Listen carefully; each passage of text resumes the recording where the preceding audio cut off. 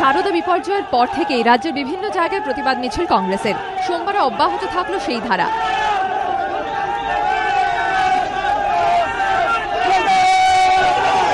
দুপুর 1:30 নাগাদ মহাকরণের মূল ফটকের সামনে বিক্ষোভ দেখায় যুব কংগ্রেসের বড় বাজার শাখা। সারদা গোষ্ঠীর কর্ণধারকে গ্রেফতারের দাবির পাশাপাশি ভুইফোর সংস্থাগুলির বিরুদ্ধে ব্যবস্থা নেওয়ার দাবি জানান তারা।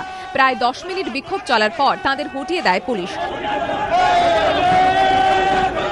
যুব কংগ্রেসের পাশাপাশি এদিন শহরে কর্মসূচি নিয়েছিল পিডিএসও।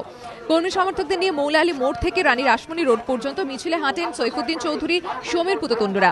অভিযুক্তদের গ্রেফতার এবং সম্পত্তি বাজেয়াপ্ত করার দাবি তুলেছে পিডিএস। বিপর্যয়ের দায় ঝেড়ে ফেলতে পারে না পূর্বতন ও বর্তমান সরকারের কেউই, তোপ সমীর পুততুণ্ডর।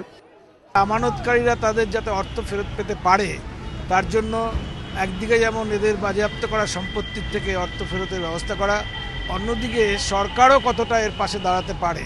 দিল্লির সরকার, রাজ্যের সরকার, সেটা পুরনো বামফ্রন্ট হতে পারে, এখনকার তৃণমূল হতে পারে, তারাও নিজের দায়িত্ব পালন করেননি। এই সমস্ত বিষয় নিয়ে এমনভাবে আইন হওয়া দরকার যাতে ভবিষ্যতে এই ধরনের কেলেঙ্কারি কেউ ঘটাতে না পারে। অন্যদিকে ঘটনার প্রতিবাদে বীরভূমেও প্রতিবাদ মিছিল করে যুব কংগ্রেস। সুদীপ্ত সেনকে গ্রেফতারের দাবিতে সাঁইথিয়া শহর জুড়ে হয় মিছিল। যুব কংগ্রেসের অভিযোগ, সারদা গোষ্ঠীর বারবারন্ত হয়েছিল রাজ্যের শাসক দলের মদতেই। রুমা পাল, হিন্দোল দে ও গোপাল চট্টোপাধ্যায়ের রিপোর্ট, এবিপি আনন্দ।